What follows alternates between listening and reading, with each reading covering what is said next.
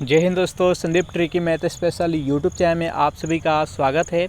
Bihar police constable नई भर्ती 2023 जिसमें टोटल पोस्ट है 21,391 और इस पोस्ट के लिए रिटन एग्ज़ाम 24 सितंबर 2023 से स्टार्ट होने जा रहा है।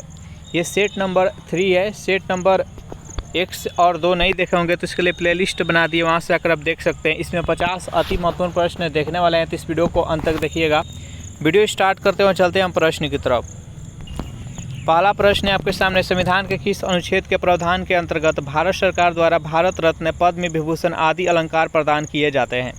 अनुच्छेद 23, अनुच्छेद 20, अनुच्छेद 19 और अनुच्छेद 18। बताइए यहाँ पर एक नंबर प्रश्न का सही आंसर क्या है।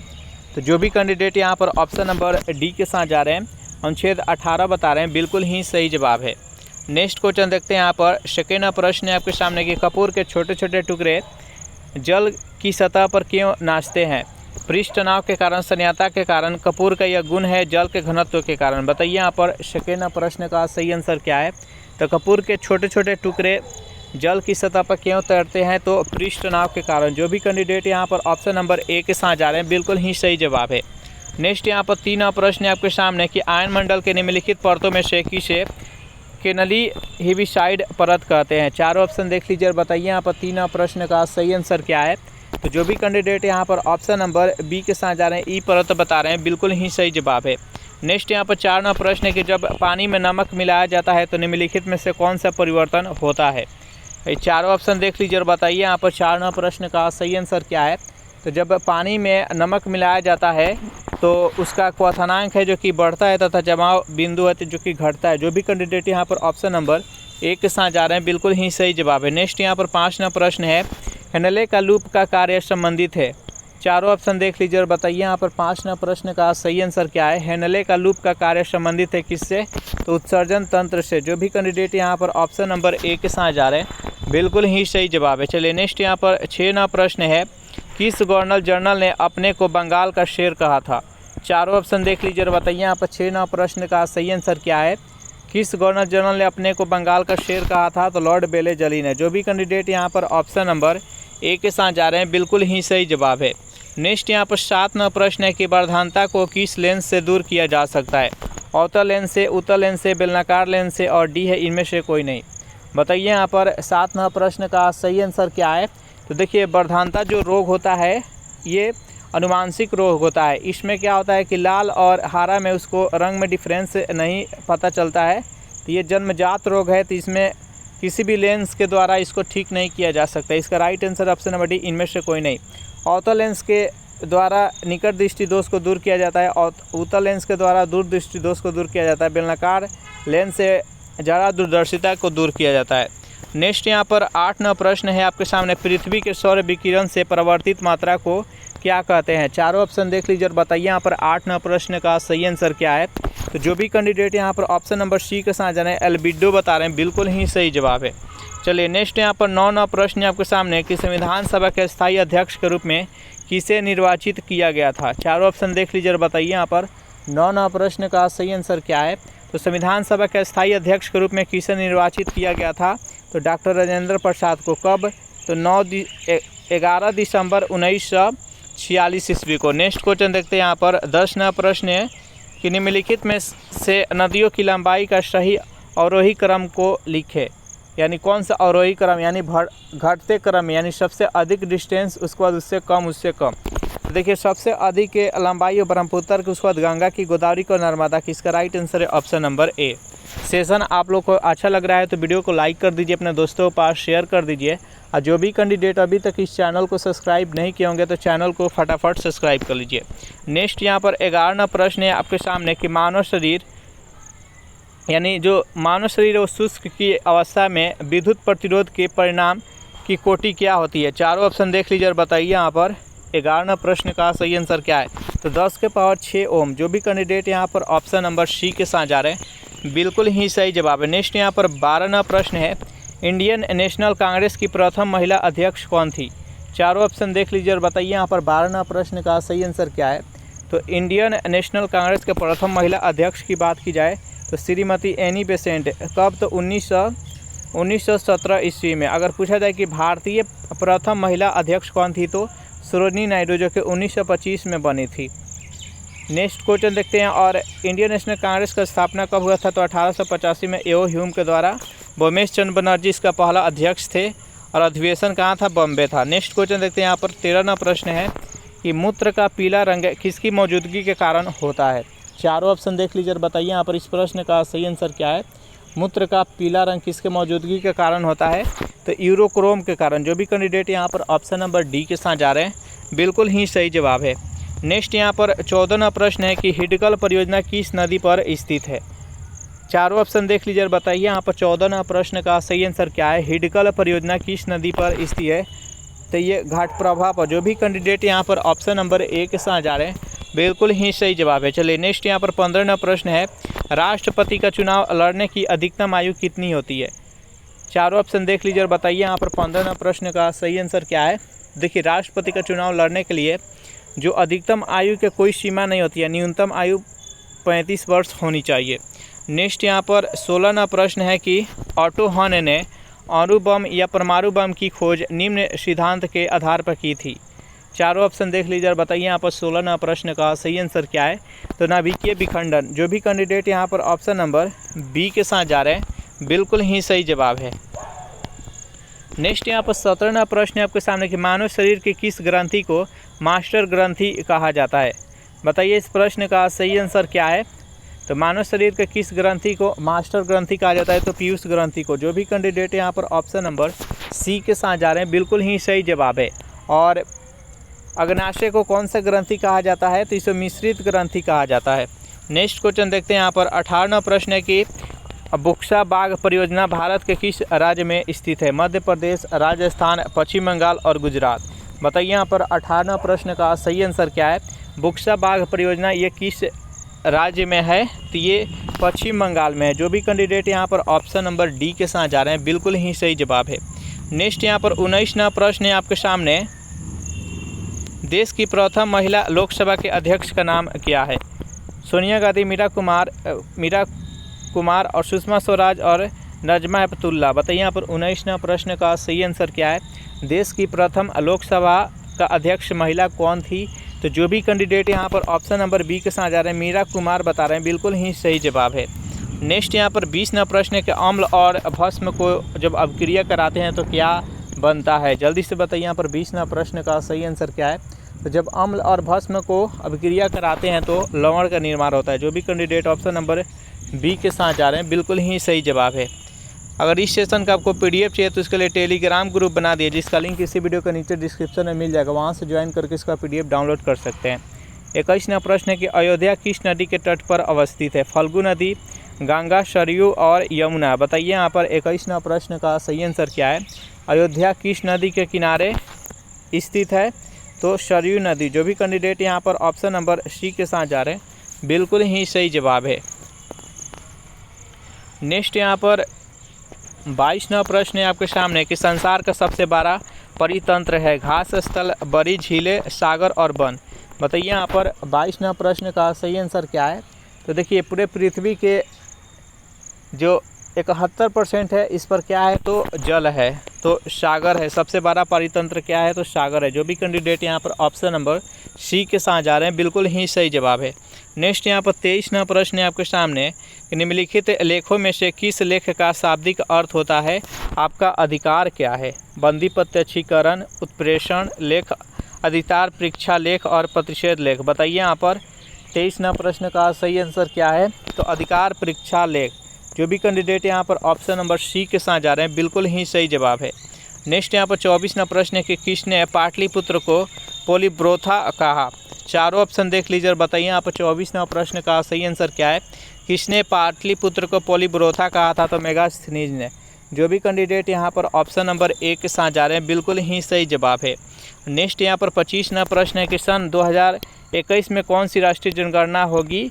तो कौन सी जनगणना होगी? तो 12वीं। जो भी कैंडिडेट यहाँ पर ऑप्शन नंबर बी के साथ जा रहे हैं बिल्कुल ही सही जवाब है। नेक्स्ट यहाँ पर 26वां प्रश्न है, प्याज लहसुन में गंध किस तत्व के कारण होती है? लिथियम, सोडियम, सल्फर और क्लोरीन। बताइए यहाँ पर 26वां प्रश्न का सही आंसर क्या है। प्याज और लहसुन में जो गंध आती है ये किसके कारण आती है, तो सल्फर के कारण। जो भी कैंडिडेट यहाँ पर ऑप्शन नंबर सी के साथ जा रहे हैं बिल्कुल ही सही जवाब है।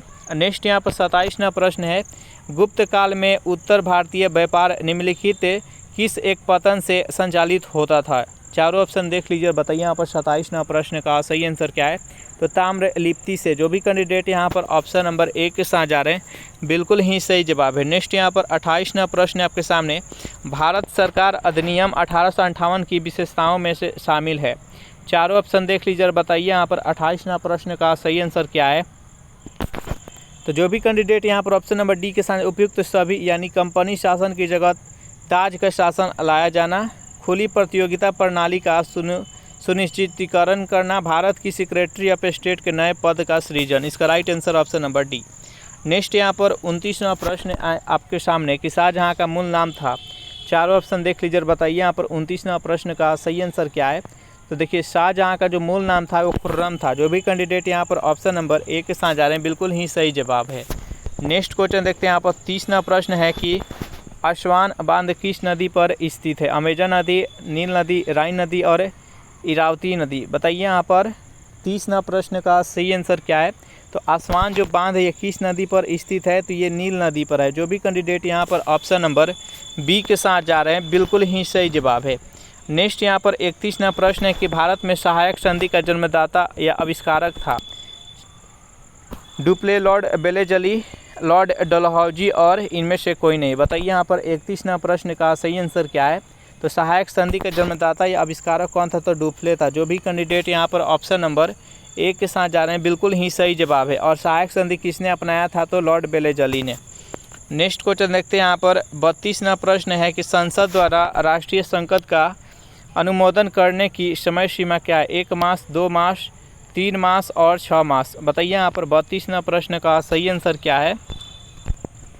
तो 32वां प्रश्न का जो भी कैंडिडेट यहाँ पर ऑप्शन नंबर ए के साथ जा रहे हैं 1 मास बता रहे हैं बिल्कुल ही सही जवाब है। जो भी कैंडिडेट यहाँ पर ऑप्शन नंबर ए के साथ जा रहे हैं सही जवाब है। नेक्स्ट यहाँ पर 33वां प्रश्न है, समस्त अंग्रेजों भारत की सर्वाधिक भूमि पर अपनाई गई भू राजस्व व्यवस्था थी, यानी लगभग 51% पर।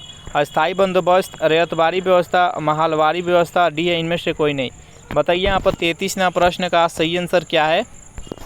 तो 33वां प्रश्न का जो भी कैंडिडेट यहाँ पर ऑप्शन नंबर बी के साथ जा रहे हैं रैयतवारी व्यवस्था बता रहे हैं बिल्कुल ही सही जवाब। इसका राइट आंसर है ऑप्शन नंबर बी। नेक्स्ट यहाँ पर 34वां प्रश्न है कि भारतीय कृषि में जुलाई से अक्टूबर नवंबर तक की अवधि को कहते हैं, यानी जुलाई से लेकर अक्टूबर से नवंबर तक के कौन सी फसल हम उगाते हैं। रबी का मौसम है, खरीफ का मौसम है, खरीफ पूर्व मौसम है, मंदी का मौसम है। बताइए यहाँ पर 34वां प्रश्न का सही आंसर क्या है। तो इसको खरीफ का मौसम कहा जाता है। जो भी कैंडिडेट यहाँ पर ऑप्शन नंबर बी के साथ जा रहे हैं बिल्कुल ही धान, मकई, बाजरा इस सब का उत्पादन की जाती है। नेक्स्ट यहाँ पर 35वां प्रश्न आपके सामने, निम्नलिखित में से किस कार्य से पारिस्थितिकी संतुलन बिगड़ता है।